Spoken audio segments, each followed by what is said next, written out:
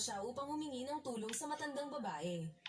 Habang ang kanyang kapatid na babae ay umalis, si Bridget ay naghihintay para sa tulong. Bumalik sa kampo ng mga katutubo, narinig ni Ginger ang isang lobo na umaalulong at pagkatapos ay tumakbo pabalik kay Bridget na nakaharap sa isang napakabangis na lobo. Lumapit ang isang kabataang katutubo na nagngangalang Hunter at tinawag ang lobo. Habang papalapit siya kay Bridget, tumakbo si Ginger at hinampas siya ng isang piraso ng kahoy, ngunit ibinato niya ang isang tirador na pumunupot kay Ginger